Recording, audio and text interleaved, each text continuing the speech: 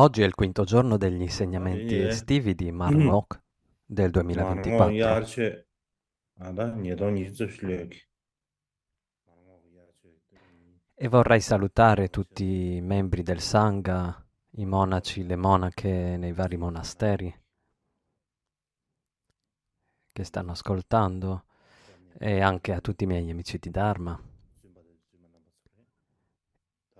e ai miei connazionali tibetani. Quindi dei saluti di buon auspicio a tutti voi. Mi sentite, vero?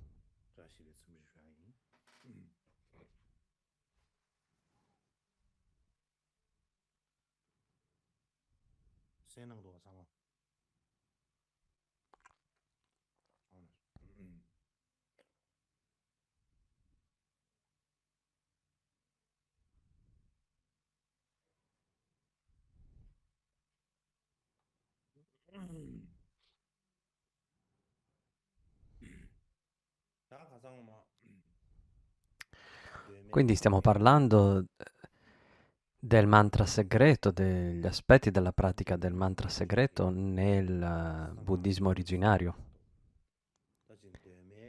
E vorrei continuare a parlare di questo argomento, degli aspetti del mantra segreto che erano presenti nel buddismo originario. I termini o le parole, il gergo del buddismo originario che è in relazione al mantra segreto include i mantra di protezione, quindi paritta in Pali. Paritta include i mantra per la protezione personale. Questi sono chiamati Attaparita o solo in generale mantra di protezione, Paritta.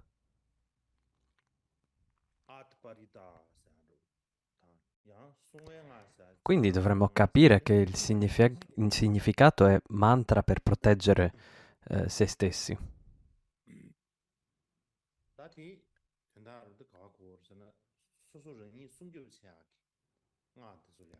Quindi questi mantra che hanno questo scopo per la propria protezione erano accettati nel primo buddismo ed erano permessi.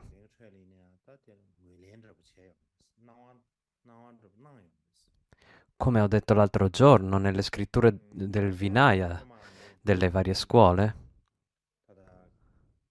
c'è la discussione delle arti inutili, senza senso. Possiamo dire i mantra di consapevolezza senza senso, senza significato e utilizzarli sarebbe stato un'infrazione, quindi era proibito. In particolare è proibito nel Pratimoksha delle Bhikshuni e nel Vibhanga si dice che se si studiano queste arti, allora diventa una caduta. Questo viene detto nelle scritture del Vinaya. In ogni caso, in queste arti prive di senso, in queste arti animali, questi mantra di consapevolezza inutili, senza senso, sono chiaramente proibiti nelle scritture del buddismo originario, ma ci sono alcune eccezioni. Certo, in generale questi mantra inutili sono proibiti, ma ci sono alcuni che sono permessi, quindi sono delle eccezioni. Ora nel Vinaya Pali le eccezioni includono nella 12ª parte del Bhikshuni Vibhanga c'è la discussione della 49ª caduta e ciò che dice in particolare le eccezioni sono imparare a scrivere o imparare eh, i, i dharani e imparare i mantra di protezione. Quindi mantra per la protezione. Quindi qua mantra di protezione significa parita o i mantra di protezione. Oppure quando si hanno dei problemi mentali, si diventa come pazzi, fuori controllo. E anche per la prima volta, quindi la prima volta che viene connessa la negatività, eh, non c'è la caduta. Quindi principalmente quello che viene detto è studiare i dharani, i mantra di protezione. Li si può studiare per se stessi, li si può insegnare agli altri. Quindi insegnare mantra di protezione, parita agli altri, questo è quello che si dice nel Bhikshuni Vibhanga in Pali. E a questo punto in Pali dice dharana,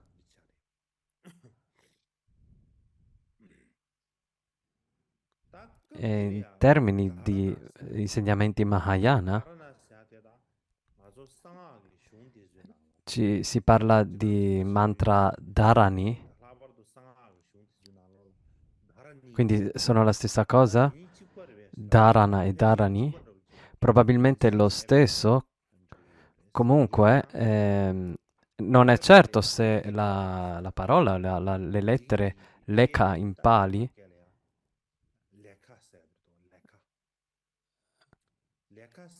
è qua si parla del metodo delle 42 lettere, ma quella non è chiaro se questa parola lekha è la stessa delle lettere lipi o akshara.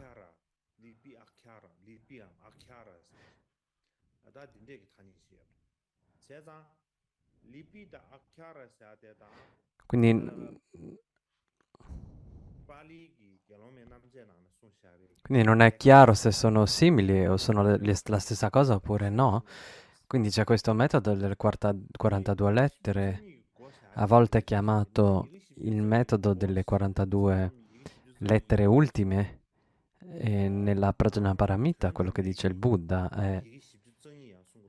parla delle 42 vocali e consonanti della lingua sanscrita e dice, mm, parla del metodo di meditare sul significato di queste lettere,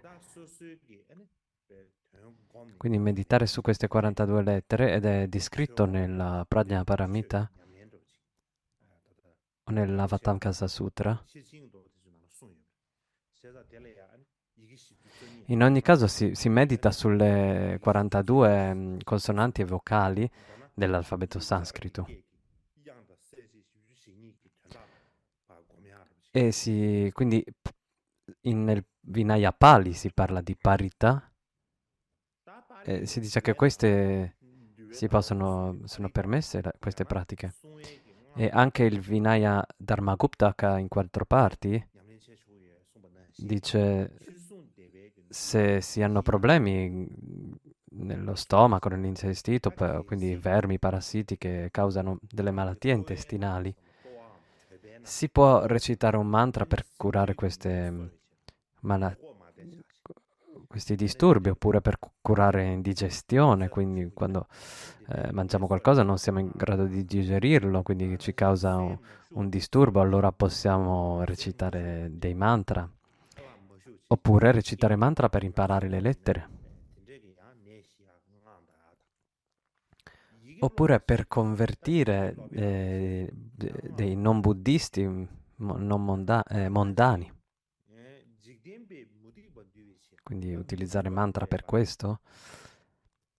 E se poi si è avvelenati si può recitare il mantra per neutralizzare il veleno.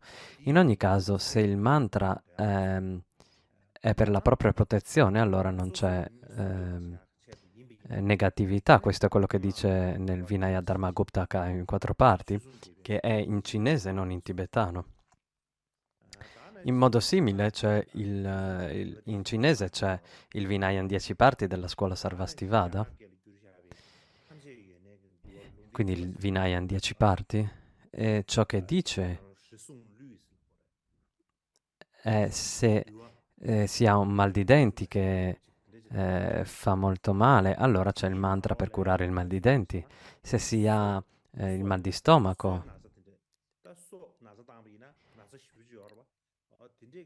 e si sta male, allora c'è il mantra per curare il mal di stomaco. Se si è avvelenati, ci sono dei mantra per neutralizzare il veleno. In ogni caso, per rimanere in salute fisicamente e mentalmente, se per questo scopo si recita il mantra, non c'è nessuna infrazione. Questo è quello che dice il Vinaya in 10 parti della scuola Sarvastivada.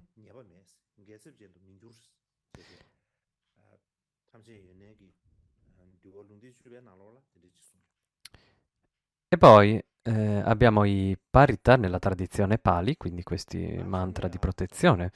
Parliamo un po' di questi. Nella tradizione Pali i mantra protettivi sono considerati molto importanti.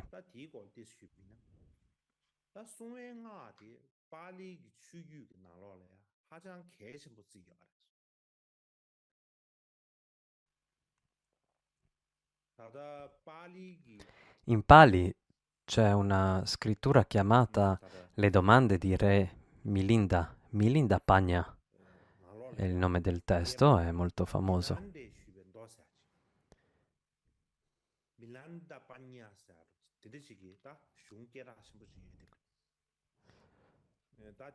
Questo è nel Sutra Nikaya, nelle 5 sezioni del Sutra Pitaka e nei discorsi minori, in ogni caso, le domande del re Milinda. Quindi c'è questo testo molto conosciuto dove un bhikshu e il re hanno una discussione, quindi fanno domande e risposte e si parla di molti diversi mantra di protezione. Ad esempio un mantra per proteggere il corpo, Khanda Paritta, quindi mantra per proteggere il corpo, gli aggregati, anche mantra dei pavoni, Mora Paritta, ed è come il mantra che abbiamo, il mantra del grande pavone, Mahamayuri, o il mantra dell'ornamento del picco dello stendardo, Dajagaparitta.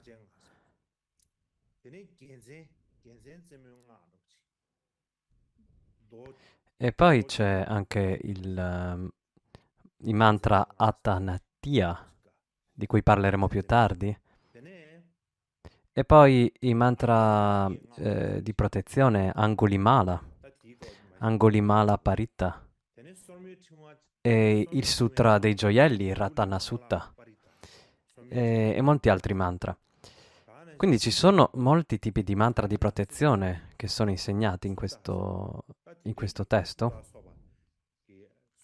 Quindi in questo caso, questo re Milinda era nel secondo, terzo secolo avanti Cristo.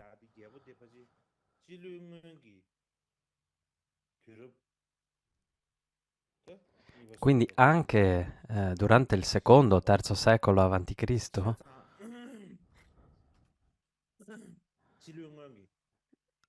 c'erano molti mantra di protezione diversi che venivano usati.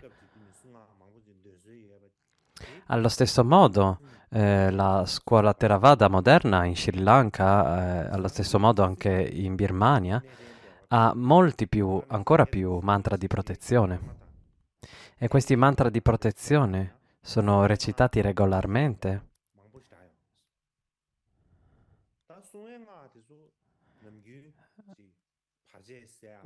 Quindi sono recitati regolarmente per rimuovere ostacoli o come si fa anche nella tradizione tibetana per accumulare buoni auspici. Anche secondo la spiegazione di alcuni studiosi giapponesi, ci sono 29 diversi sutra nella tradizione buddista del sud, 29 diversi sutra che insegnano questi mantra di protezione.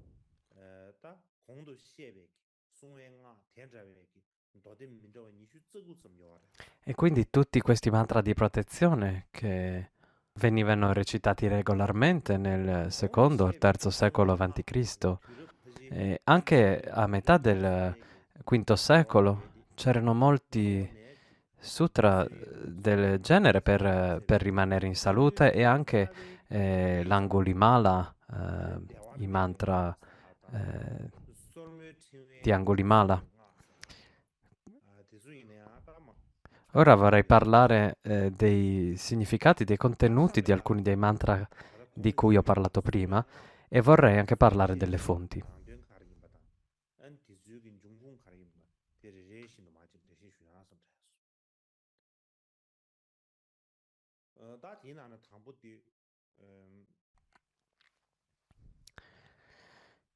Il primo di questi è il Kandaparita, il mantra degli aggregati, mantra per proteggere il corpo. E nelle scritture Pali ci sono tre parti. La prima, nelle scritture del Vinaya hanno tre parti. La prima di essi è il Vibhanga, le spiegazioni dettagliate. La seconda sono i 22 aggregati. E quindi ci sono 22 diverse sezioni, sono molto simili nella tradizione tibetana i capitoli sulla disciplina, i punti sottili della disciplina. E c'è un appendice, quindi questa è la terza parte, e la seconda parte è il Khandaka, gli aggregati, quindi i 22 capitoli. E questi, qua vengono elencati molti diversi mantra di protezione, perché in questi capitoli, nel Pali, in 22 capitoli, vengono insegnati dei metodi su come meditare sull'amore e la compassione verso i serpenti per proteggersi dai pericoli dei serpenti. E ci sono mantra che vengono recitati quando si medita. E ci sono alcune circostanze che hanno portato a questi mantra. Si dice nel passato un bhikshu fu morso da un serpente e morì, e quindi il Buddha disse ai bhikshu: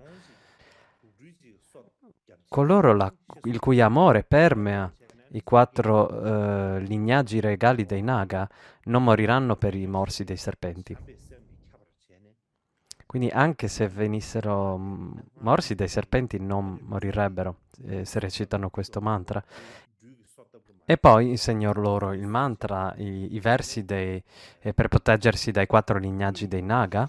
Quindi, ed è un mantra per proteggere se stessi. In Pali, ehm, quindi Atta Paritta, possiamo anche chiamarlo un incantesimo di protezione, Paritta.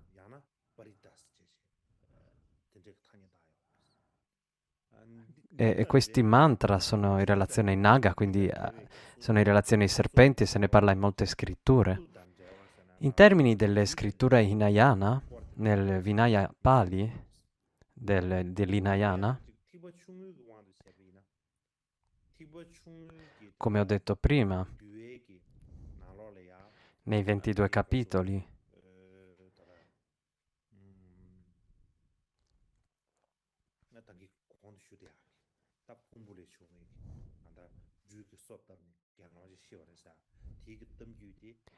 e ci sono i capitoli maggiori, i capitoli minori, quindi parlando dei capitoli minori, Chulavagga, quindi, probabilmente la forma originale di questa storia viene da questo testo, quello che è stato ipotizzato. E poi c'è la seconda sezione, quella dei discorsi numerici. E qui c'è il cosiddetto Ahina Sutta,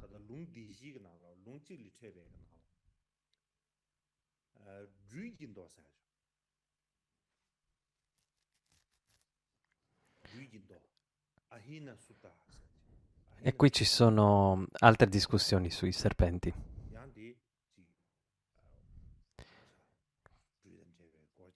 Quindi se ne parla in questo Ahina Sutta nei discorsi numerici.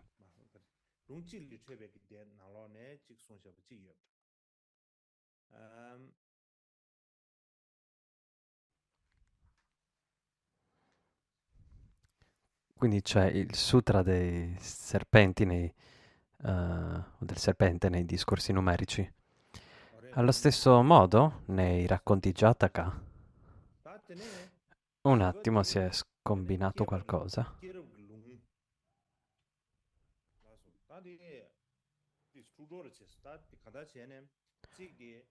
Devo aver fatto un po' di confusione. In ogni caso,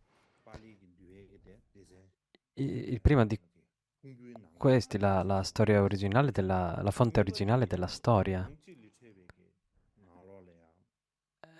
nei capitoli del Pali Vinaya, il Chulavagga, poi ci sono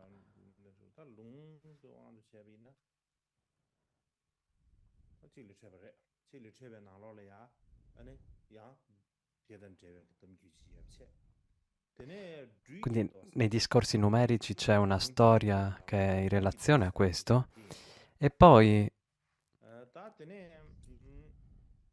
quindi questo è il Hina Sutta nei discorsi numerici.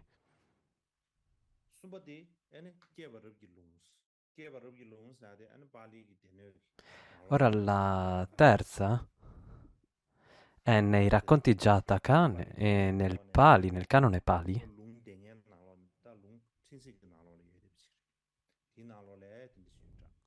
tra i cinque Nikaya. Questo è incluso nei discorsi minori, quindi si trova lì. E il quarto è il Vinaya in quattro parti.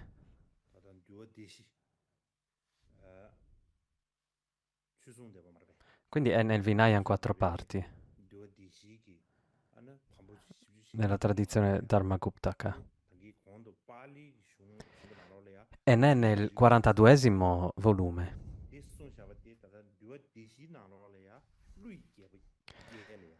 Ora nei testi Pali si parla dei quattro lignaggi regali dei Naga, giusto?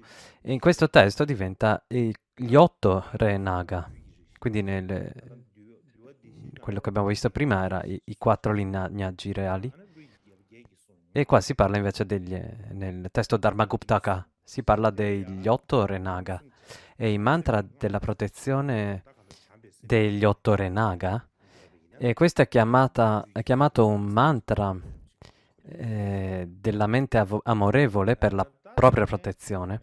Quindi se lo si recita con una mente amorevole, il discorso è che non si viene morsi dai serpenti. Il quinto è nei discorsi connessi, nel nono volume, e si insegnano dei versi per la protezione dai morsi dei serpenti.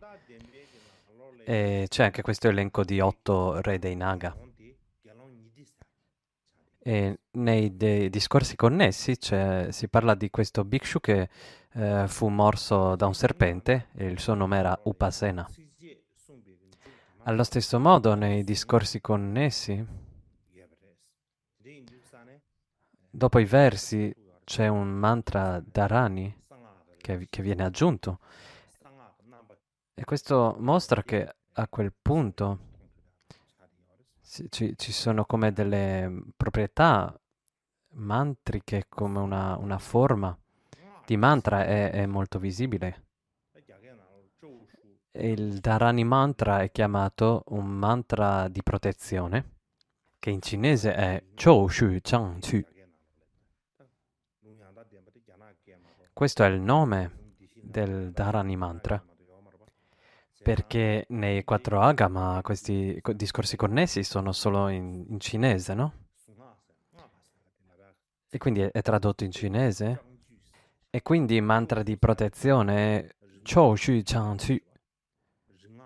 Chou Shu significa mantra o un mantra di consapevolezza. Quindi essenzialmente significa le parole di un mantra di consapevolezza. E si recitano queste parole di mantra di consapevolezza, allora non si verrà morsi dai serpenti. Il sesto,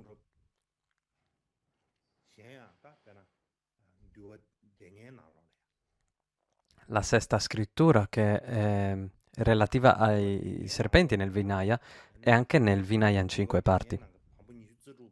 E in questo Vinaya in 5 parti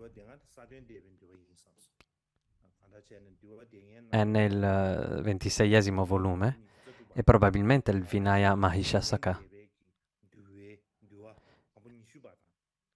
E ci sono questi 26 volumi nel Vinaya in 5 parti Mahishasaka e anche nel 20° volume ed è in Mahasangika.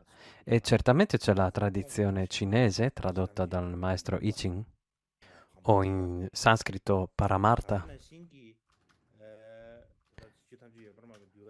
Quindi c'è il Vinaya Mula Sarvastivada che egli ha tradotto.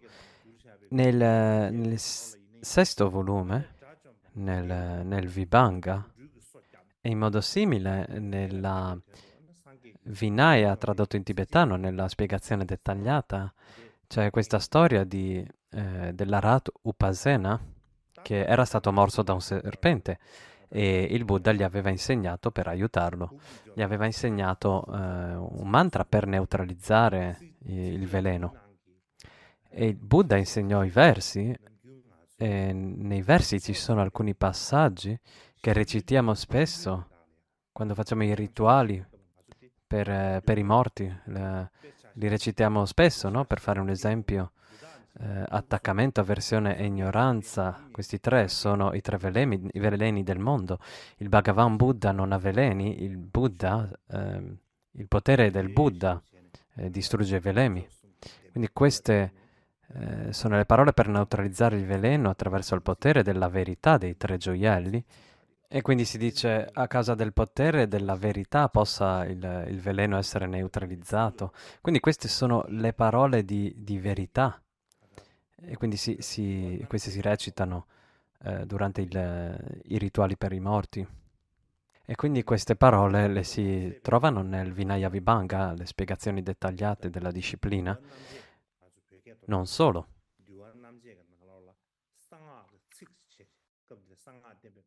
Nella nostra traduzione in tibetano delle spiegazioni dettagliate sono anche quelle che vengono chiamate parole del mantra segreto. Quindi parole del mantra segreto. E anche in traduzione cinese si dice mantra segreto, Xinqiu. Allo stesso modo, in cinese si parla di Sui Yong Chun Che Jing. Probabilmente si tratta del Sutra di Upananda.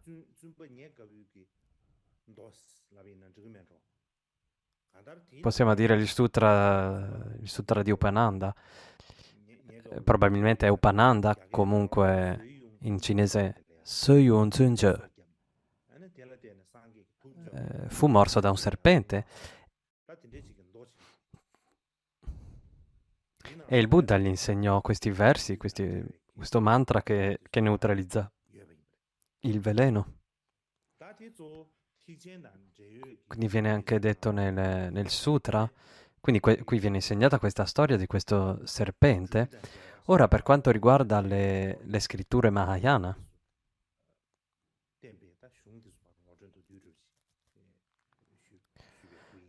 pensiamo ai mantra, quindi che sono relativi ai serpenti o ai naga.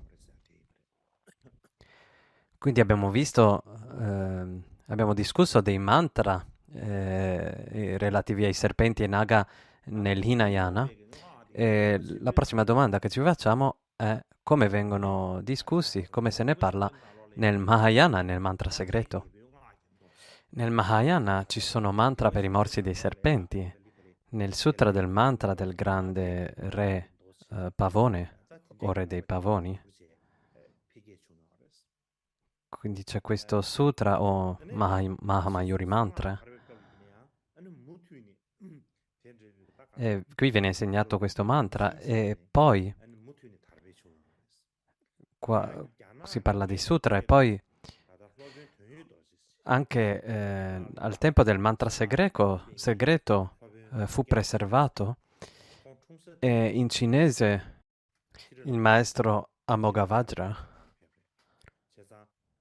che era nato in Sri Lanka e viaggiò dallo Sri Lanka alla Cina e tradusse il testo chiamato il Sutra del Re della Consapevolezza, Mahamayuri, e anche molti altri sutra.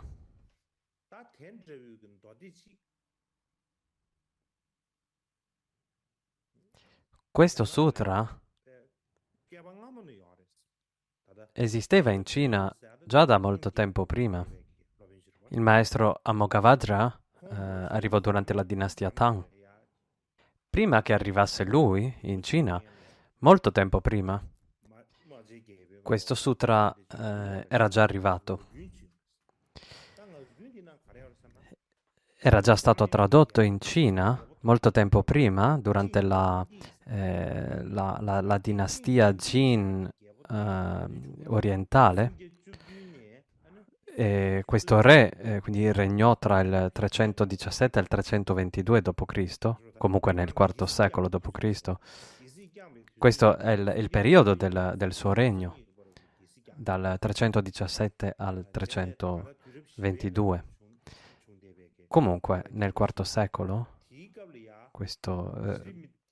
ci fu questo re, e in questo periodo Shrimitra, questo maestro, tradusse un volume sul mantra del re del grande pavone e anche un volume con il mantra, detto il mantra delle varie divinità del re o della regina del pavone. In ogni caso, Shrimitra aveva tradotto molto tempo prima questi testi e adesso probabilmente sono andati persi. E anche durante la dinastia Liang,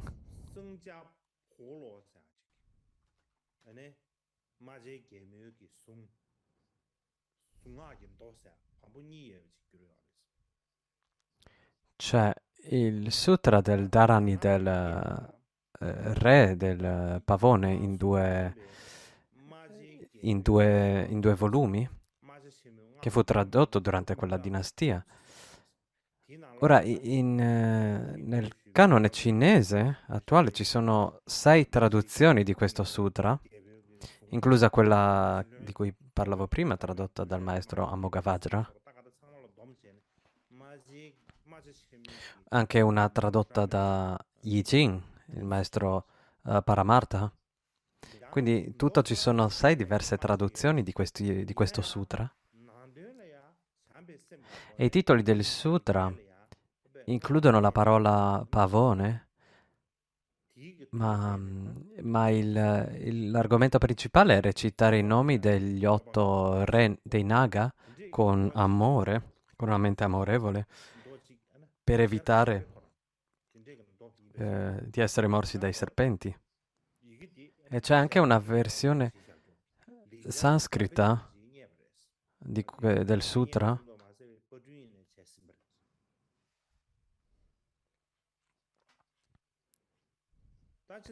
È stato trovato il manoscritto ed è anche stato pubblicato. Ora, in generale, tra i pavoni e il serpente c'è una relazione, no? Perché in generale la maggior parte delle persone, perché i pavoni mangiano i serpenti, no? Non so se mangiano tutti per sé i serpenti, ma quelli piccoli li mangiano, no? Quindi molte persone vedono nel pavone un potere speciale di neutralizzare, di sopraffare, contrastare i serpenti velenosi. In ogni caso, in cinese ci sono 6 traduzioni diverse del sutra del re pavone. E quello che questo mostra è che in Cina questo sutra era considerato molto importante, molto significativo, quindi possiamo avere un'idea della sua importanza. E anche in Tibet si dice che il veleno dei serpenti non può danneggiare i pavoni. Ora, questo discorso probabilmente non è vero al 100%, perché probabilmente si tratta del fatto che alcuni tipi di veleni, oppure che hanno una certa potenza, non troppa potenza, oppure serpenti che hanno poco veleno, quindi ehm, riescono a sopraffare questi tipi di veleni. Ma dire che nessun veleno può danneggiare i pavoni probabilmente non è vero. Quindi probabilmente non è vero che un veleno molto potente non può danneggiare il pavone. Questo bisogna comprenderlo perché è molto importante. In ogni caso, c'è una capacità limitata dei pavoni di sopraffare il veleno dei serpenti, lo dicono anche gli scienziati. In ogni caso, ci sono 7 testi che ho menzionato, i primi 6 sono Sutra Hinayana, mentre il settimo è un testo del Tantra, un testo Mahayana. E secondo lo studioso giapponese Hirakawa Akira, nel sutra c'è il Bhikshu Svasti che era stato morso da un serpente. Il Buddha allora gli insegnò, se qualcuno recita i nomi degli 8 re dei Naga con mente amorevole, allora non sarà danneggiato dal veleno dei serpenti. E quindi Akira pensa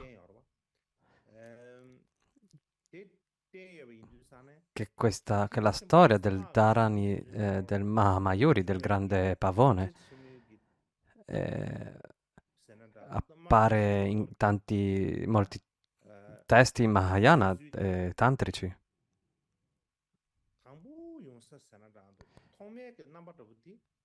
E lui pensa che la prima fonte di questa versione, di questa storia, probabilmente venga dai testi Vinaya in Pali, il Chulavagga, la sezione dei Khandaka, dei diversi capitoli.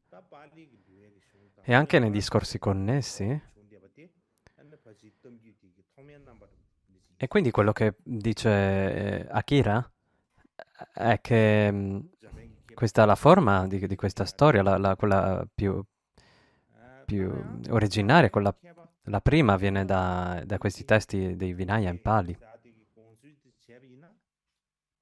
E c'è un altro studioso giapponese chiamato Matsunaga Yokei, e la sua opinione è che nella versione Mahayana, quella tantrica, quindi ce ne sono varie nei Tantra Mahayana, e quelle versioni e le versioni nel Vinaya in 4 parti, nei discorsi connessi.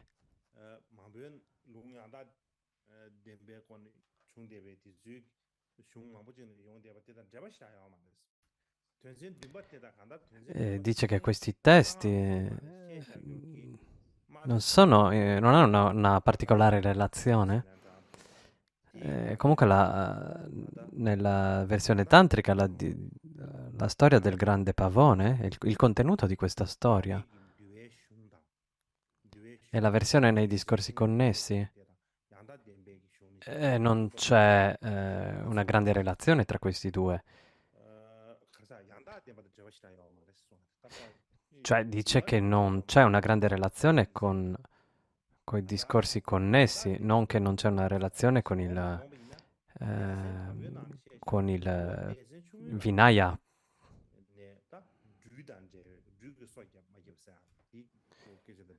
E dice che c'è una grande relazione invece con il Kulavagga, la prima divisione, quindi nell'Hinayana.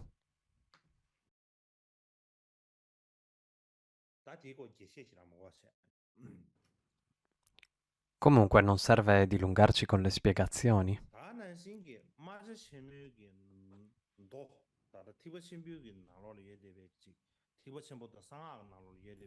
E anche nella storia, nel Sutra del Pavone, nel Mahayana, nel Tantra, E ci sono storie che contengono fondamentalmente gli stessi elementi di quella storia, trovati anche nel capitolo sulla medicina del Mula Sarvastivada, nella tradizione tibetana, traduzione tibetana.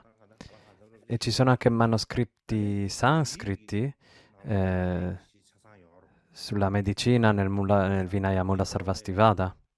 Non so se siano completi, ma comunque ci sono, e ci sono anche molti capitoli nella traduzione tibetana. E quindi questo insegna riguardo al mantra del grande pavone. Quindi c'è il mantra di consapevolezza del grande pavone o Mahamayuri. Ed è molto diffuso nella tradizione buddista del sud e in quella del nord.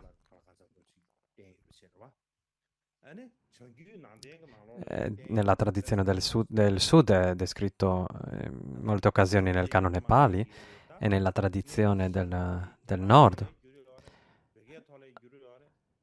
Appare nei capitoli del Mula Sarvastivada sulla medicina, è stato tradotto in cinese, in tibetano, quindi è in molti, ci sono questi e molti altri testi nella tradizione buddista del nord.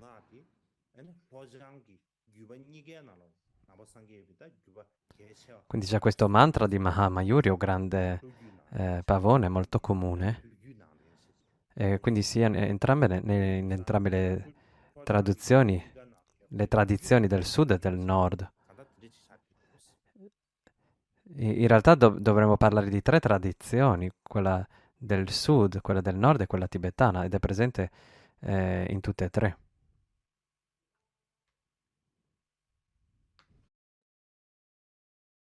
大家呢理解了，他这呢理解了，他这样的心给他是，马杰里我的想想，他马杰里我的比熊想想，他本来 Allo stesso modo, c'è un altro mantra del pavone, ci sono altri testi relativi ai pavoni nella tradizione Theravada, nei racconti Jataka. Hanno 500 racconti Jataka e tra questi 500 c'è quello chiamato il racconto, il Jataka del pavone, il Mora Jataka. Quindi è anche nel Mahamora Jataka, il sutra il Jataka del grande pavone, e descrive proteggere se stessi dai veleno dei, dei serpenti recitando questo mantra. E nella trasmissione del nord in cinese c'è il Jataka del re dei pavoni, quindi storia di vite precedenti del Buddha quando era un re dei pavoni, e quindi ci sono anche lì questi mantra.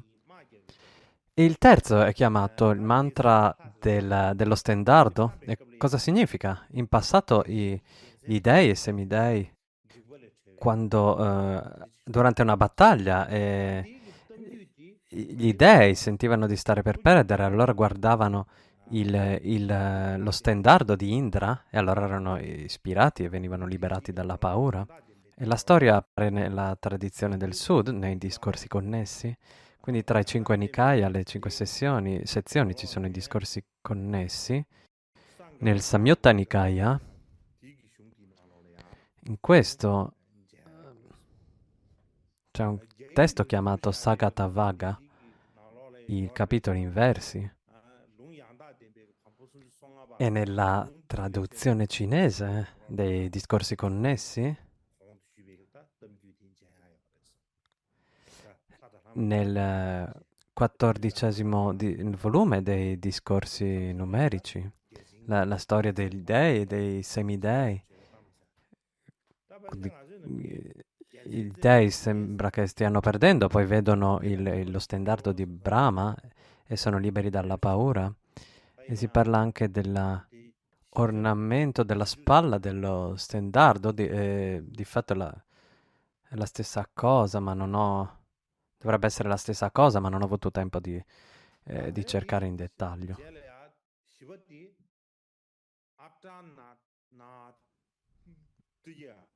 Ora il quarto è Atanatya Mantra.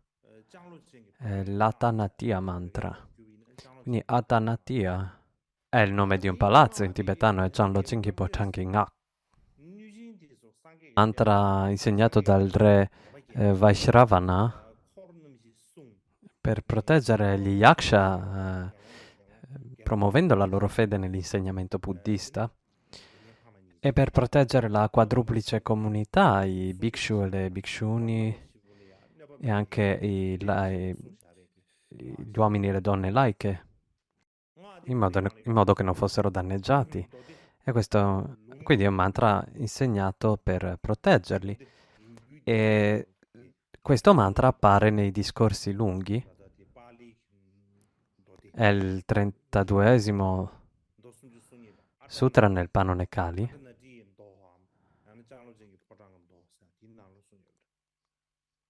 Quindi nei discorsi lunghi, nel canone Pali, il 32esimo sutra è chiamato Atanatya. Quindi in generale questa storia di Atanatya,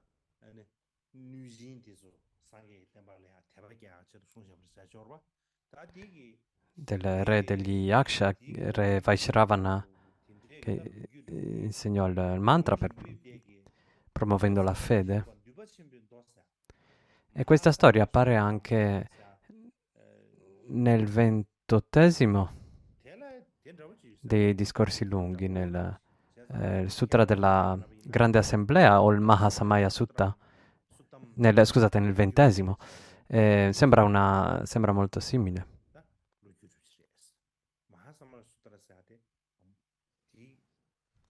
Questa è la storia che viene dal Sutra della Grande Assemblea, il Sutta della Grande Assemblea.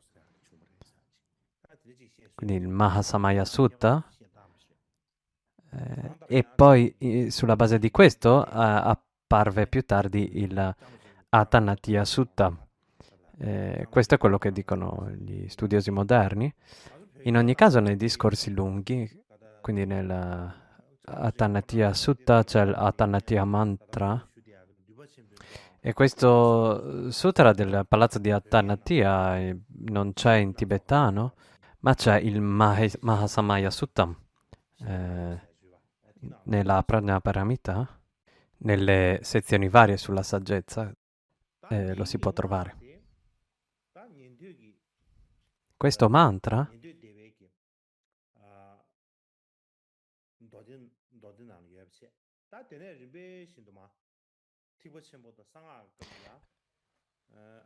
è nelle scritture Theravada e anche nei testi Mahayana e tantrici. C'è nel Sutra del Grande Pavone, come nella traduzione cinese del Sutra della Grande Assemblea, e nel capitolo di Chandragarbha. E quindi è preservato la tradizione, si è preservata.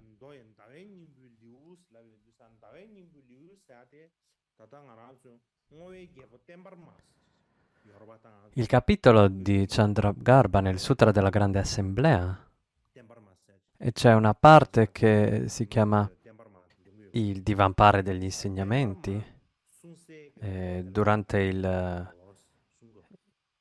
Kagyumolam, l'ultimo giorno, si recita questa preghiera ed è contenuta nel Sutra di Chandragarbha. Ora, nel Sutra della Grande Assemblea in cinese c'è la parte di il capitolo di Chandragarbha. Ora c'è il Sutra di Chandragarbha e la 17ª parte di quel 17° capitolo è chiamato il capitolo di Chandragarbha. Quindi in realtà sarebbe, quando si dice qua il Sutra di Chandragarbha, in realtà sarebbe la 17ª parte di questo Sutra della Grande Assemblea, si chiama il capitolo sul mondo.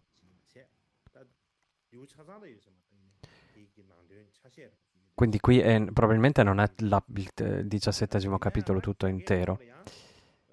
Ma in cinese c'è un sutra di Chandragarbha, c'è un'altra traduzione, un sutra che è completamente sutra di Chandragarbha.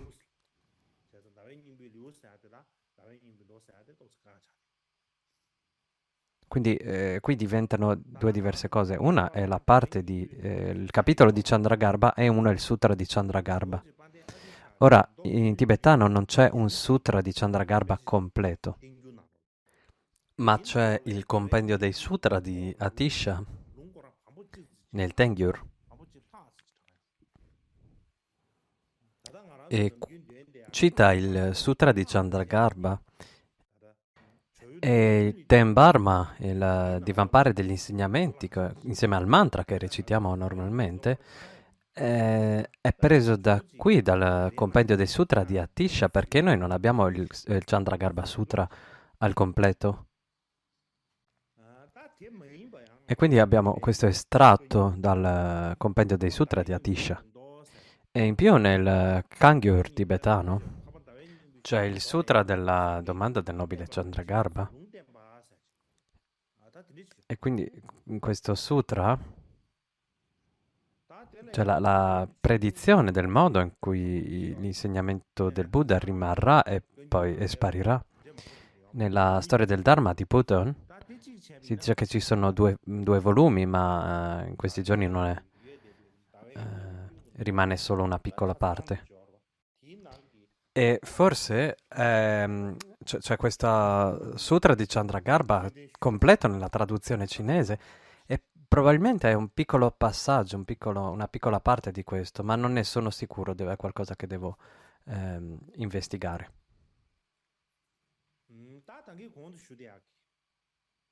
E il mantra di cui parlavamo prima, il mantra del palazzo di Atanatia, c'è un mantra simile in un sutra tradotto in cinese durante la dinastia Song, chiamato il Sutra del grande re Vaishravana.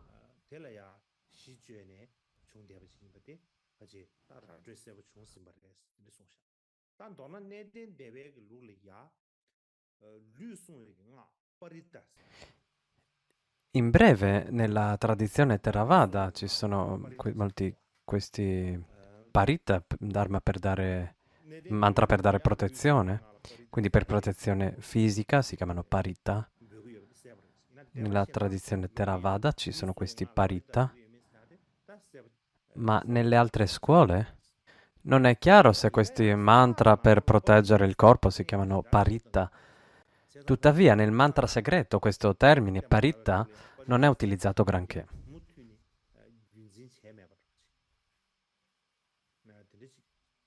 Sembra che forse questo termine parita non sia stato preservato fino al tempo del mantra segreto. In ogni caso, questi mantra di protezione fisica erano permessi, era permesso recitarli nel primo buddismo, quindi era stato detto li potete recitare, è stato dato il permesso.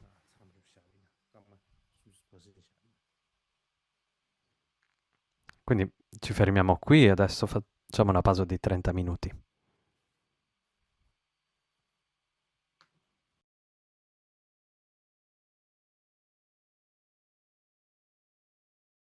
Quindi, come dicevamo prima,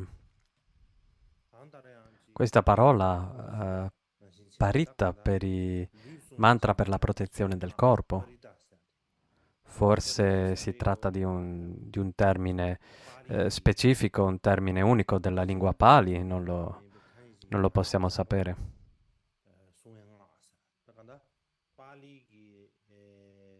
In ogni caso sono mantra di protezione che si recita per proteggere il proprio corpo. E quindi sono mantra per proteggere se stessi che erano permessi nelle prime scritture buddiste. Ad esempio, ci sono molti diversi mantra che ho appena menzionato per proteggere il proprio corpo che erano considerati molto importanti nelle prime scritture buddiste. E anche se pensiamo ad esempio ai serpenti, se abbiamo una mente di amore genuino verso i serpenti, i serpenti non è che mordano chiunque, quindi è importante non avere ostilità. Quindi con una mente che non desidera danneggiare gli altri, una mente di amore, quando si recitano questi mantra con questo tipo di mente, allora questi mantra hanno una particolare efficacia. E quindi ci sono questi incantesimi protettivi e sono qualcosa di diverso dai mantra, senza privi di senso, inutili, queste arti inutili di cui abbiamo parlato, che erano vietati. E la ragione per cui i mantra di protezione erano permessi nel primo buddismo, quindi mantra di consapevolezza, ma non parliamo solo di mantra di consapevolezza, pensiamo anche alla medicina, trattamenti medici, le divinazioni, il Mo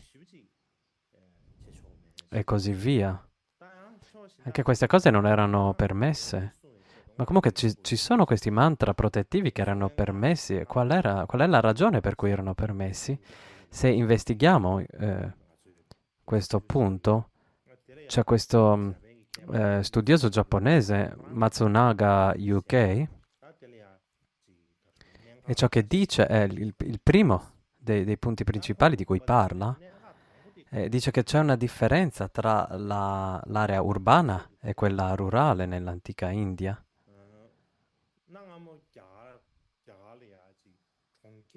E quindi nell'antica India c'erano differenze culturali nelle usanze tra le aree urbane e quelle rurali. Ad esempio nelle città la società era un po' più sviluppata, c'era più sviluppo nelle città e quindi i mantra di consapevolezza, la stregoneria e così via avevano meno influenza, mentre in campagna persisteva una struttura sociale dei tempi precedenti, quindi delle strutture tribali di clan, le caste e così via che c'erano prima, quindi persistevano anche a quel tempo. E quindi anche la stregoneria tradizionale, i mantra di consapevolezza erano usati molto frequentemente, c'erano molti più rituali. Quindi questa è la prima differenza, la prima ragione, la differenza tra le aree urbane e quelle rurali. E la seconda ragione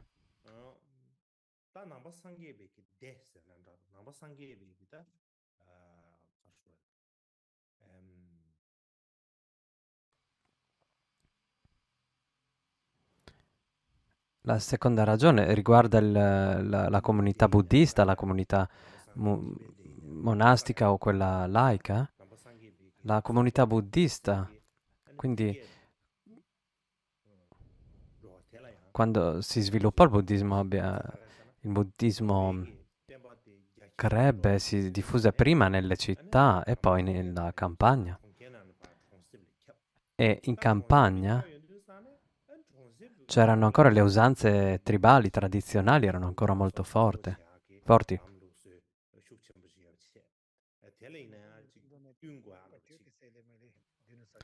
E quindi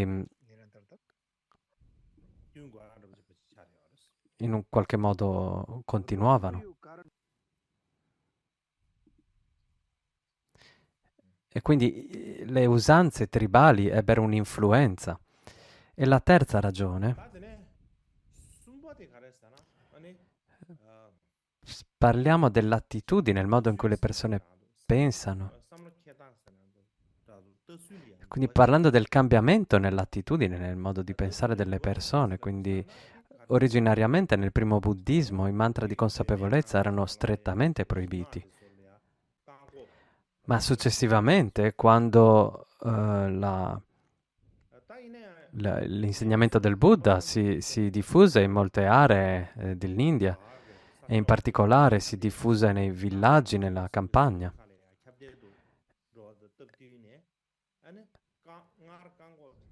E quindi tutte le prescrizioni precedenti divennero un po' più lasche. Questa è la terza ragione. La quarta ragione riguarda l'attitudine verso le parole, verso i mantra. E ci fu un cambio di attitudine verso i mantra. Quindi c'è un'attitudine originaria, un'attitudine successiva, e ci fu un cambiamento. E da una certa prospettiva,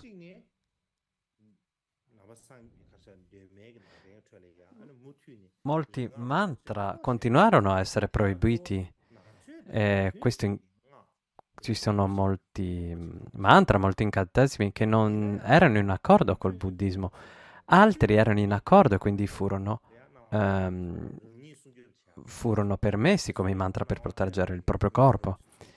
Quindi non si tratta non si parla di tutti i mantra, della proibizione di tutti i mantra. Quindi c'erano alcuni mantra che erano permessi, ma c'erano altri mantra la cui pratica sarebbe stata in disaccordo con il buddismo. Quindi questa è una ragione. La quinta ragione è che i mantra di protezione che si trovano nel canone Pali, i parita, quindi anche questi mantra di protezione sono veri e propri esempi di come l'attitudine cambiò, perché questi parita sono considerati mantra molto importanti. Si poteva recitare un mantra per proteggere se stessi, quindi per queste ragioni apparirono nelle scritture del primo buddismo. E questo mostra il cambio nell'attitudine verso i mantra. Quindi queste sono le ragioni che porta il giapponese, lo studioso giapponese Matsunaka Yukkei.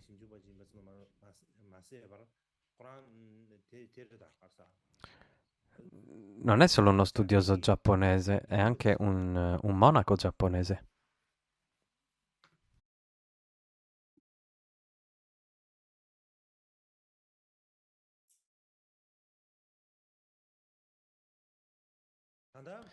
In ogni caso,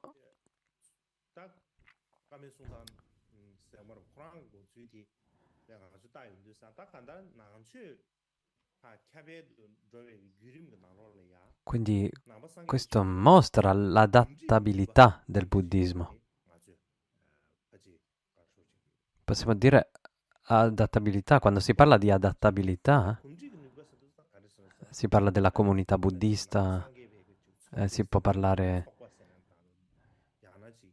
della comunità monastica, monaci e monache, e allo stesso tempo, come l'area di influenza del buddismo si espanse, il buddismo non ebbe altra scelta se non accettare le differenze delle tradizioni, delle usanze nelle diverse aree, in particolare quando si espanse nella campagna.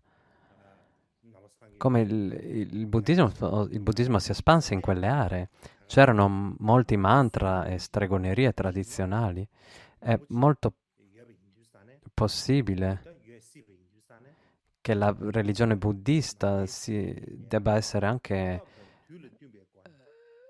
debba aver usato metodi molto flessibili. E quindi da un lato doveva preservare l'essenza della religione, l'essenza del buddismo doveva essere preservata e non scartata, non buttata via, ma allo stesso tempo il permettere di praticare, lo possiamo chiamare la compassione del metodo, o comunque un modo abile con cui la religione buddista ha potuto preservarsi. In ogni caso, con tutti questi diversi cambiamenti, la religione buddista è stata in grado però di mantenere l'essenza della religione, l'essenza. Allo stesso tempo ha preso una forma appropriata ai diversi bisogni della società, dell'ambiente in cui si trovava e quindi il buddismo in questo modo è stato in grado di preservare l'essenza della religione, ma molti aspetti si sono adattati alla cultura, all'ambiente. Questa è la capacità, l'adattabilità del buddismo.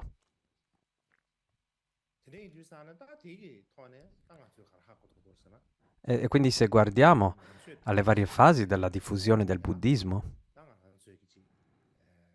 e pensiamo alle tradizioni originarie, i primi maestri avevano un'attitudine molto pratica alla situazione in cui si trovavano. Penso che questo mostri l'attitudine pratica e in particolare consideravano in modo molto pratico come venire accettati dalle persone, da persone con diversi bagagli culturali.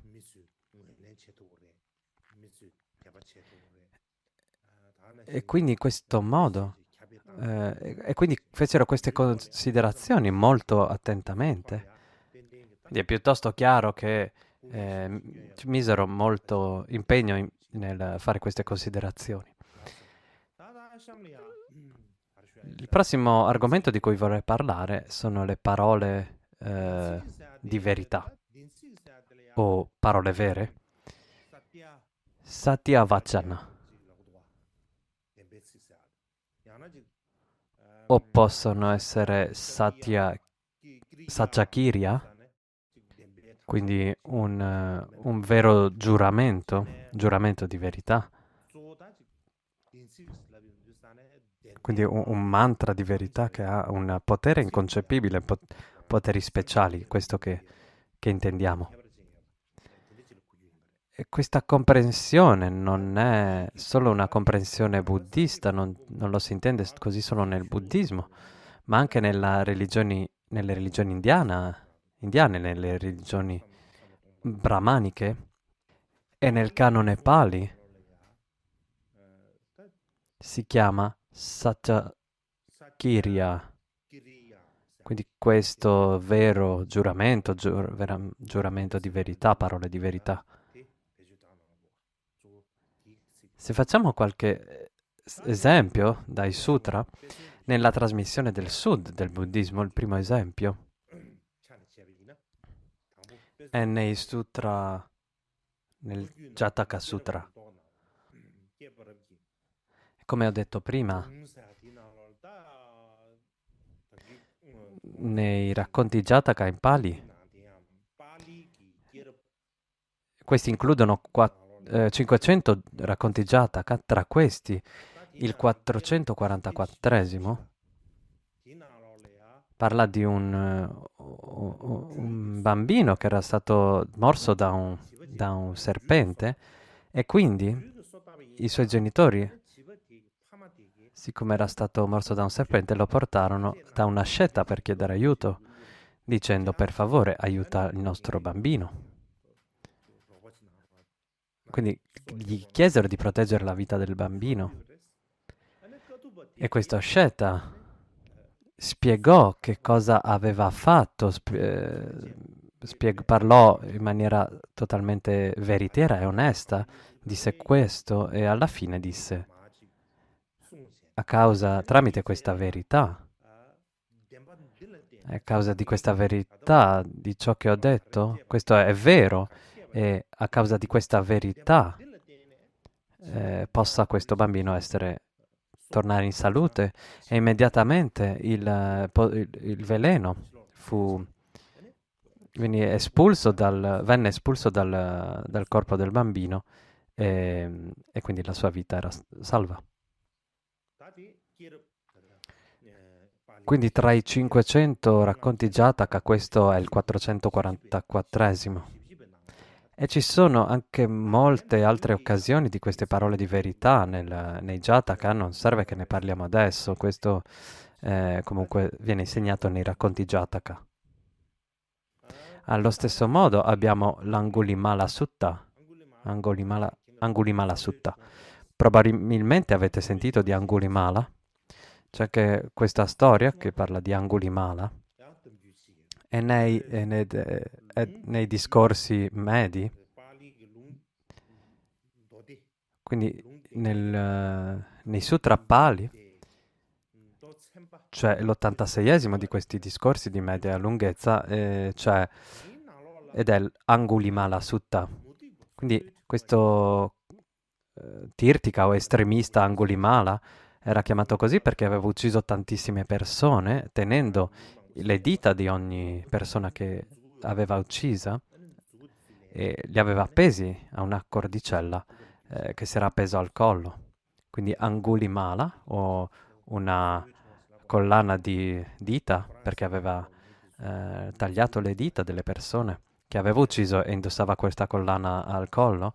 Quindi per questo si chiama Angulimala o collana di dita. Sembrava è una persona davvero terrificante come un demone. E diventò poi un discepolo del Buddha, prese rifugio nel Buddha e non solo diventò un discepolo del Buddha, raggiunse anche il risultato di Arat nell'Hinayana, quindi che è il risultato più alto di questo veicolo. È come per noi raggiungere lo stato di Buddha. E dopo, quando andò a Shravasti, questa era un'importante città in India, una grande città indiana. E quindi si recò a Shravasti a chiedere l'elemosina. E vide una donna incinta che stava partorendo ma non riusciva a partorire, aveva un travaglio molto difficile. E quando vide questa donna sentì una forte compassione, eh, ma non seppe che cosa fare. Tornò indietro, vide il Buddha, tornò dal Buddha e disse: sulla strada ho visto questa donna in travaglio, con grandi difficoltà, sta soffrendo molto. E il Buddha disse ad Angulimala: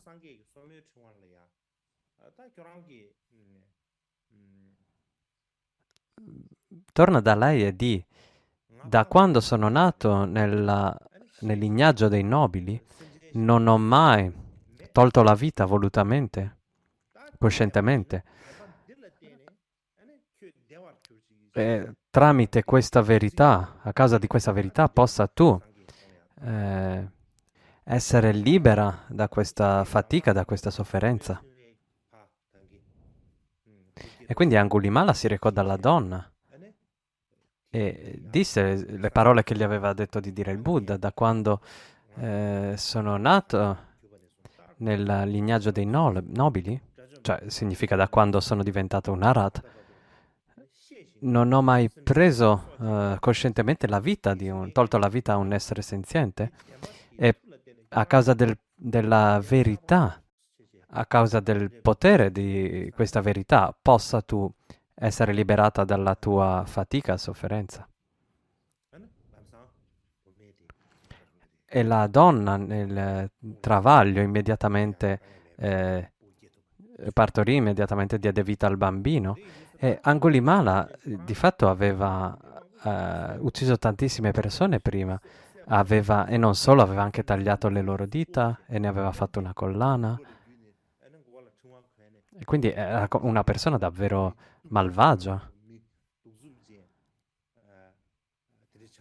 una persona cattiva, ma anche una persona malvagia come lui. Si era rivolta al Buddha, aveva preso rifugio nel Buddha ed era diventato un Arhat.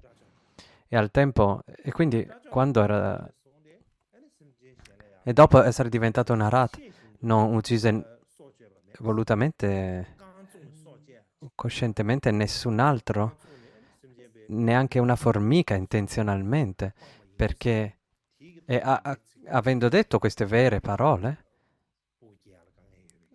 ebbe questa grande capacità di aiutare questa donna con questo difficile travaglio.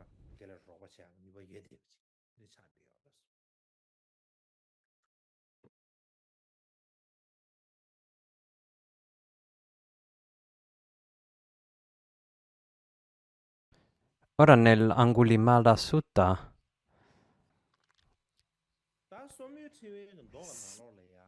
egli dice come ha parlato ha detto queste parole vere, ma in questo sutra non si parla esattamente, queste parole non vengono chiamate parole di verità, ma c'è il sutra della domanda del re Milinda, di cui ho parlato prima, che fa le domande, e c'è il Bhikshu che risponde alle domande, un sutra molto conosciuto. E questo fa un elenco di diversi tipi di mantra di consapevolezza o mantra di protezione. Quindi questa è una lista di tutti mantra o mantra di consapevolezza che il Buddha ha recitato e uno di questi è chiamato Angulimala Mantra.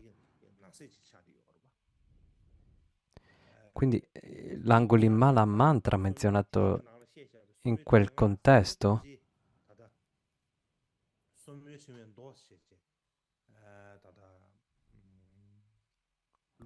probabilmente può essere identificato come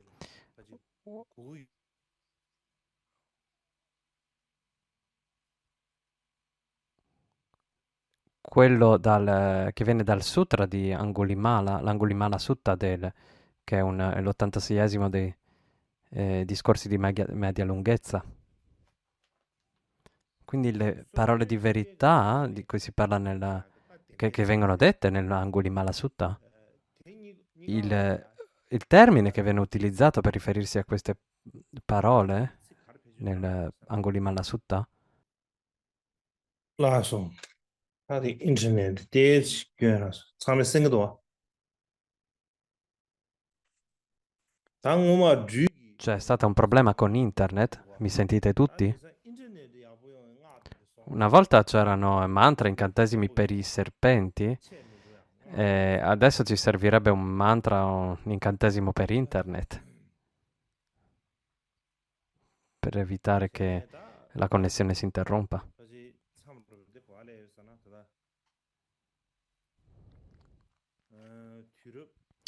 Quindi dove dovremmo essere arrivati?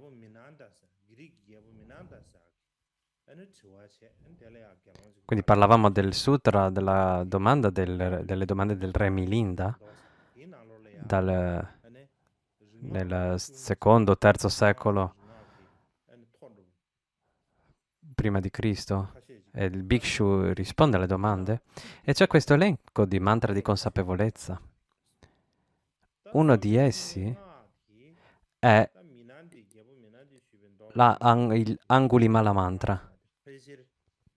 E c'è l'Angulimala Mantra che viene menzionato nelle domande del Re Milinda, e come gli dicono gli studiosi attuali, e hanno ipotizzato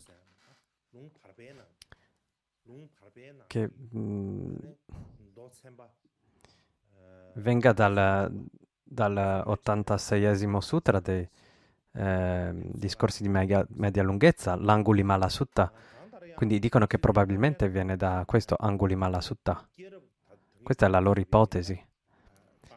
Comunque se guardiamo all'aspetto formale, la forma esterna è simile ai racconti Jataka, dove le parole di verità, ci sono le parole di verità e le parole usate nell'Angulimala Sutta sono le stesse. Tena Sacena.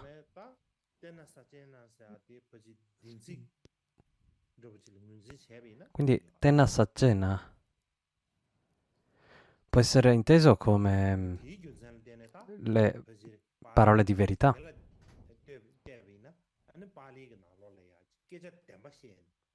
E se guardiamo, poi vediamo che anche nel canone Pali c'è questo discorso del parlare in modo veritiero.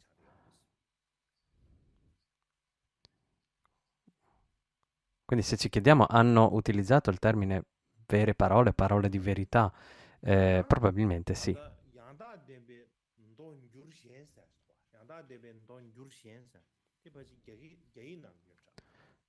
Ma c'è anche una traduzione alternativa dei discorsi connessi in cinese.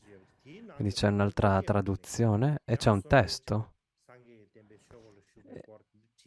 E nel 18° volume di questo testo c'è questa discussione di come Angulimala diventò buddista, ma non c'è nessuna menzione di come diventò Narat, di come recitò le parole di verità alla donna in travaglio, e non c'è nessuna discussione riguardo a questo in questa traduzione alternativa.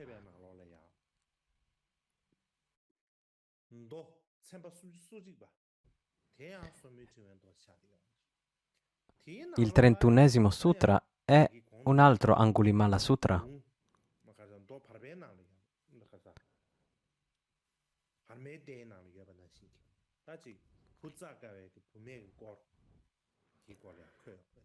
E diversamente da quello nei discorsi di media lunghezza non parla della storia della donna che affronta il travaglio difficile. E dice: dal tempo in cui sono nato nel nobile lignaggio non ho tolto nuovamente la vita. A causa di queste parole dette dal mio cuore, genuinamente dal profondo del mio cuore, possa il bambino essere libero dall'utero. Quindi si parla di queste parole. Ora, ancora, questo parla dice, cioè, mostra che sono vere parole, ma non utilizza effettivamente il termine vere parole o parole vere, parole di verità. E allo stesso modo anche nella traduzione alternativa dell'Angulimala Sutra e le parole del Buddha chiamate il Sutra di Angulimala, si può trovare una simile storia. La traduzione alternativa dell'Angulimala Sutra dice: detto dal mio cuore, senza falsità, ma l'altro sutra dice parole dal mio cuore. E quindi per questa ragione tutti questi sutra che ho appena menzionato accettano che ci sia un potere particolare nelle parole vere, quindi il mantra delle parole vere, accettano questo. E il terzo, riguardo alle parole, il termine vere parole, parole di verità.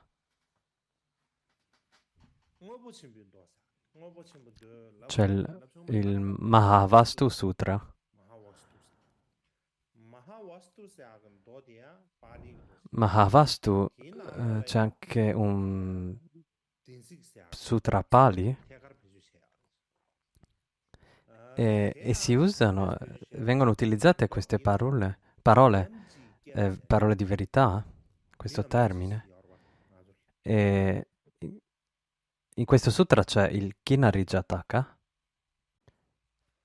Ci sono questi spiriti Kinari, il Kinara.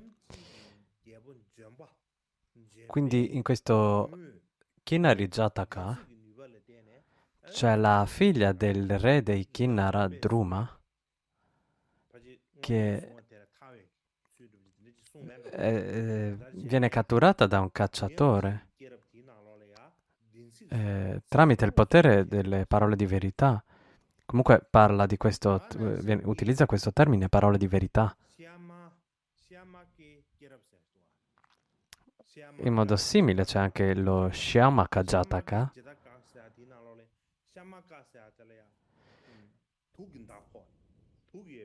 e parla di come di quando Shyamaka fu colpito da una freccia avvelenata e suo padre recitò parole di verità e per il potere di quelle parole il veleno fu neutralizzato.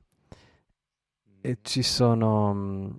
Quindi questa è un'altra storia che sempre utilizza il termine parole di verità. E per questa ragione vediamo che anche nella scuola Mahishasaka è generalmente accettato l'utilizzo delle parole di verità. Quindi il Mahavastu Sutra probabilmente è un sutra Mahishasaka. Quindi questa è la discussione dell'argomento delle parole di verità nel veicolo nell'Hinayana, in particolare nelle scritture Pali. Ora vediamo il Mahayana, come queste parole di verità sono utilizzate nel buddismo Mahayana. Quindi abbiamo visto come erano utilizzate nell'Hinayana, adesso vediamo come si sono diffuse, come si sono sviluppate nel Mahayana. Alla fine della Prajnaparamita, in 8000 versi, c'è un capitolo sul Bodhisattva Sadaprarudita. Il Bodhisattva Sadaprarudita, per cercare il Dharma della Prajnaparamita, si recò dal Bodhisattva Dharmagata e pensò che di aver bisogno di vendere il proprio corpo per fare un'offerta a Dharmagata. E quindi mentre pensava a questo, il re degli dei, Shakra, comprese l'intenzione di Sadaprarudita e per testare la sua determinazione si emanò nella forma di un giovane uomo e si presentò a Sadaprarudita. Quindi questa emanazione di Chakra disse: dammi il tuo sangue, dammi il tuo cuore e il tuo midollo osseo, no? Dentro le ossa c'è il midollo, no?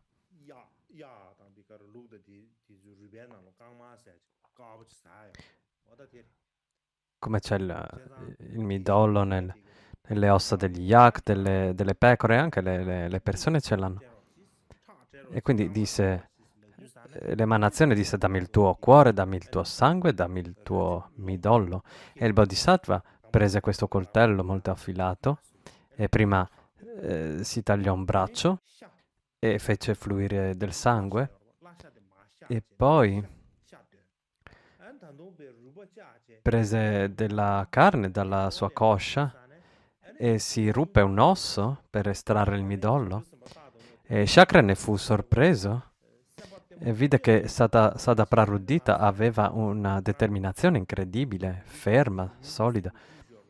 E immediatamente smise di emanarsi come un giovane uomo e si mostrò nella sua forma divina come il dio Shakra e promise di dare al Bodhisattva Sadaprarudita qualunque cosa volesse, desiderasse.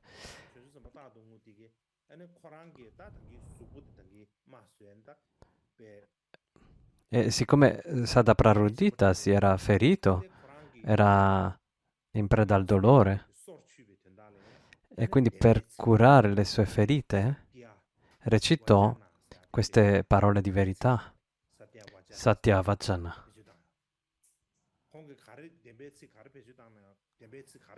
E le parole di verità che disse erano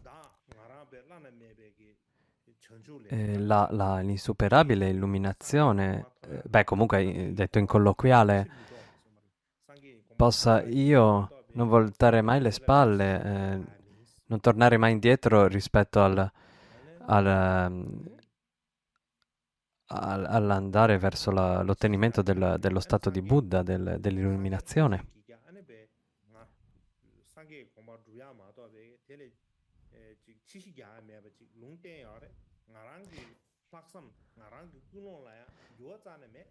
E per il potere dei Tathagata Arhat, Buddha completamente perfetti che predicono del loro predire che io non posso invertire la mia strada, rispetto alla insuperabile, completa e perfetta illuminazione e sapendo che il mio altruismo è inamovibile. E per questa verità e queste parole di verità possa il mio corpo tornare esattamente come era prima e il suo corpo tornò esattamente come era prima. E quindi questo termine, parola di verità, Satya Vachana, e si parla anche della benedizione delle parole di verità. Il termine è Satyadhisthana.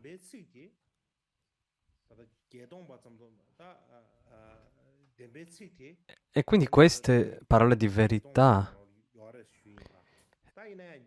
e quindi è nella Prajnaparamita in 8000 versi, ma in Cina ci sono varie traduzioni di questo sutra in 8000 versi. E la traduzione più antica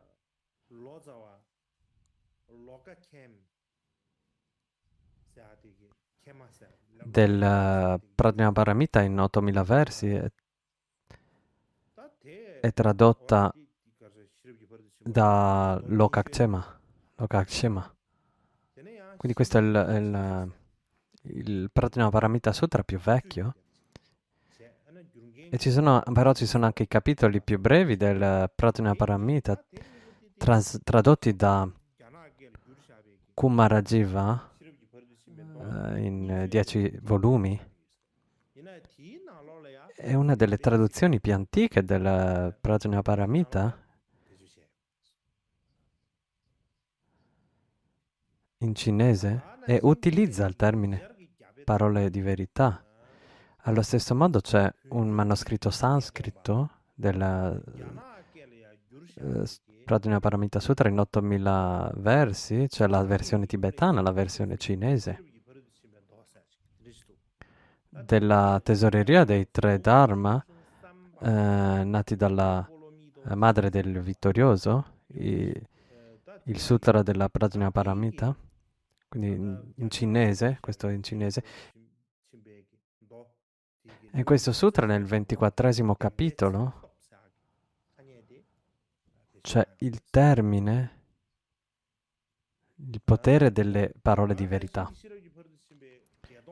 Allo stesso modo, quando parliamo delle altre traduzioni, c'è questa parola benedizioni, adhisthana. È una parola molto importante nel mantra segreto e appare questa parola adhisthana appare negli 8000 versi. Quindi in breve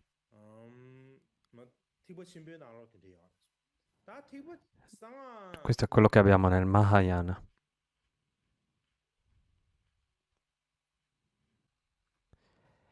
E se parliamo del mantra segreto,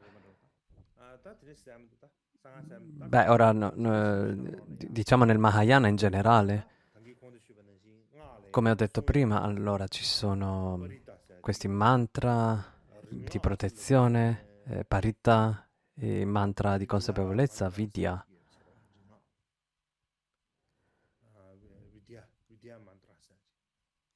Quindi vidya mantra. Entrambi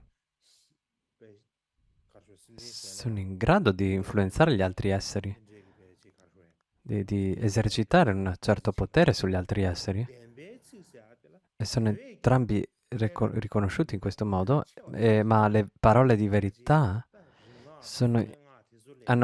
gli viene riconosciuta una capacità molto più, ancora più forte, ancora più immediata.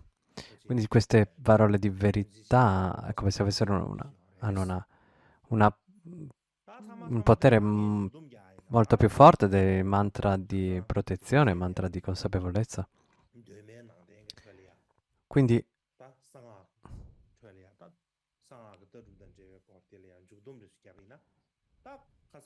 abbiamo parlato degli elementi del primo buddismo che sono in relazione con il mantra segreto. Quindi nel buddismo originario si dice Vidya o Vidya mantra.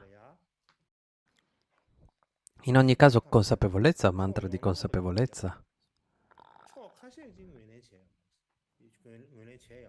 Non erano tutti permessi, solo un pochi erano concessi. Non è che tutti, ma non è che tutti i mantra esistenti fossero proibiti, alcuni erano accettati ed era permesso praticarli. In particolare, soprattutto mantra per proteggere se stessi e anche il potere delle parole di verità, sia nell'Hinayana che nel Mahayana, erano accettati o permessi. E questo è molto chiaro. E la parola vidya, consapevolezza, e la chiara realizzazione di un Buddha, e la chiara saggezza di un Buddha, cioè c'è una connessione tra queste parole come abbiamo discusso l'altro giorno. In modo simile, quando parliamo di mantra di consapevolezza, mantra di protezione, parole di verità, tra i segreti di corpo, parola e mente, questi sono considerati essere segreti di parola. Abbiamo parlato del segreto della parola, significa come la capacità nascosta della nostra parola. Noi persone ordinarie non siamo in grado di conoscerla, ma c'è un potere nascosto, una capacità nella parola. Quindi 4 agama non solo sono questi segreti di parola, ma ci sono anche una filosofia, un pensiero segreto.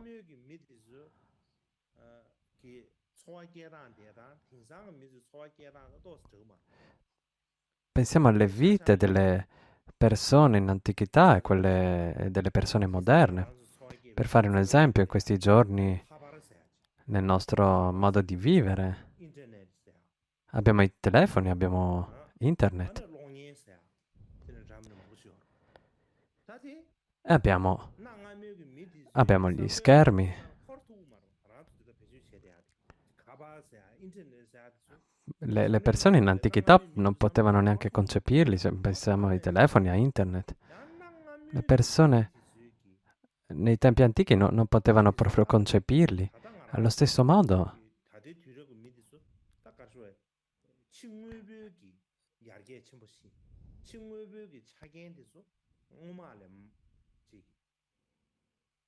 quindi adesso abbiamo gli oggetti esterni, lo sviluppo esterno è molto più maggiore rispetto a una volta, ma quella volta, in antichità, anche se non avevano questo sviluppo esteriore, in termini della mente interiore, com'è la parola in inglese? Mi sono dimenticato il termine in inglese. In ogni caso, in antichità molte persone parlavano dei benefici della mente. 2000 anni fa, anche quando... Ma anche quando noi eravamo più giovani, pensiamo come le persone pensavano le cose.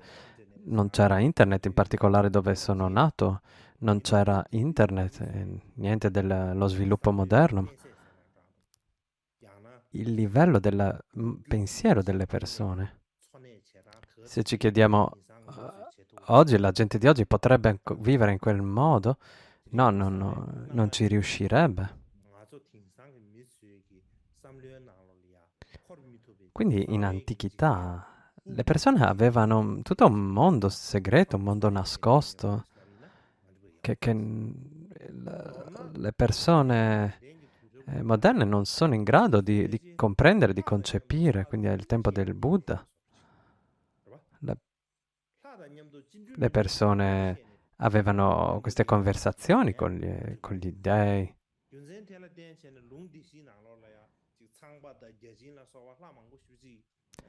Anche nei quattro Agama ci sono molte apparizioni di dei come Brahma, Indra. In particolare, più avanti, c'è questo Bodhisattva che diventò molto importante nel buddismo più tardo, Vajrapani, quindi colui che tiene il Vajra nella mano, e nei quattro Agama.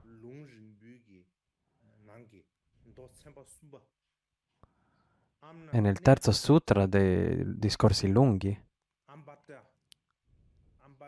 nel Ambata Sutra, Suttam, Ambata Suttam,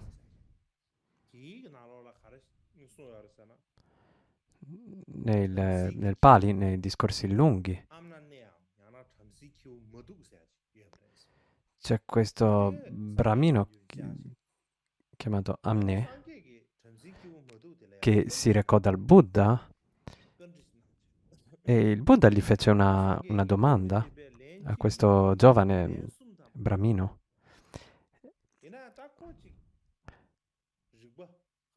E il Brahmino non rispose, il Buddha rifece la domanda come se lui non gli desse attenzione.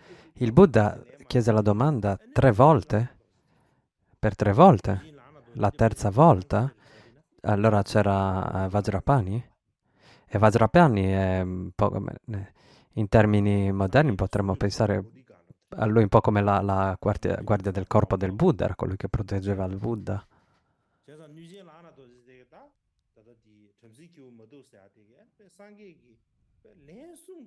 E quindi quando il Brahmino non diede risposta per la terza volta, Vajrapani si arrabbiò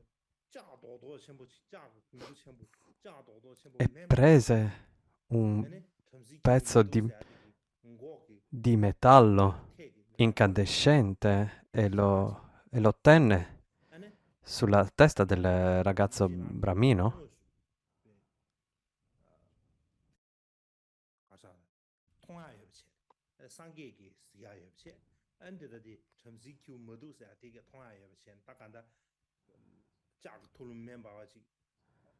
E quindi il ragazzo poteva vedere questo blocco di metallo incandescente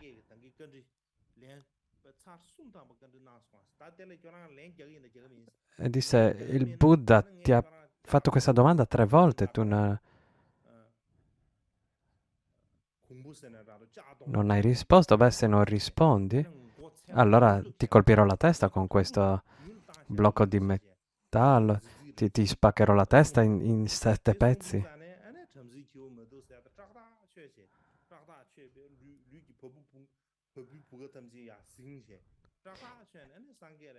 Il ragazzo gli venne la pelle d'oca, prese rifugio nel Buddha, disse: Buddha, per favore, proteggimi.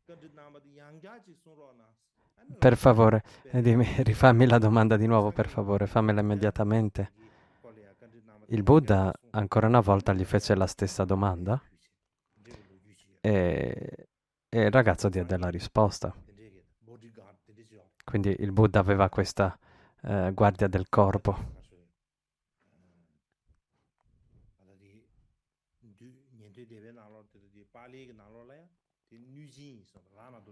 E quindi in Pali si dice che era uno yaksha, non dice niente di più, ma nel Mahayana Vajrapani diventò un bodhisattva molto importante e nel mantra segreto il compilatore del mantra segreto è diventato Vajrapani, no? Quindi Vajrapani è estremamente importante.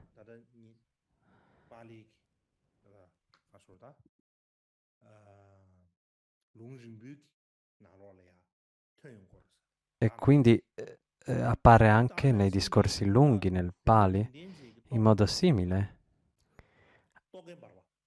Anche in Takajvala di Bhavaviveka, e qui si parla nella scuola Mahasamgika, c'era una scuola particolare chiamata la scuola del fiume Gange. E in questa scuola si insegna si parla di Avalokiteshvara, e se guardiamo questa scuola del Gange, non abbiamo scritture adesso, ma esisteva al tempo di Bhava Viveka e parlava, insegnava riguardo ad Avalokiteshvara in accordo a Bhava Viveka, quindi viene insegnato. Quindi se parliamo dei segreti di corpo, parola, mente dei Bodhisattva, sono qualcosa che gli Arhat, Shravaka e Pratyeka Buddha non possono comprendere. Allo stesso modo, gli Shravaka e Pratyeka Buddha non possiedono la condotta inconcepibile di Avalokiteshvara.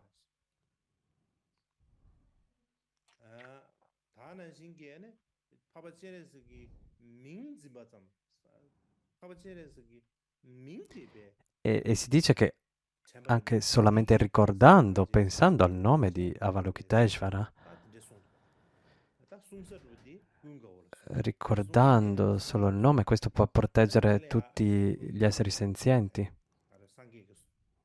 Questo fu detto ad Ananda dal Buddha. E dopo che il Buddha disse questo ad Ananda, Ananda recita una stanza.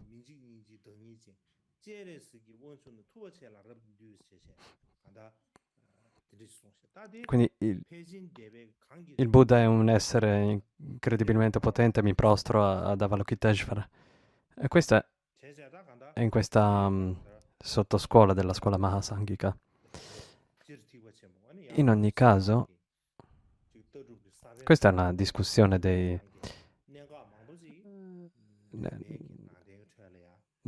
Mahayana, in particolare del Vajrayana. Quindi molti di questi semi si trovano nelle scritture del primo buddismo. E quindi le troviamo nelle scritture del buddismo originario. E quindi queste sono le aree di ricerca. Probabilmente ci sono molte aree in cui non abbiamo ancora ricercato. E questo è abbastanza per ora.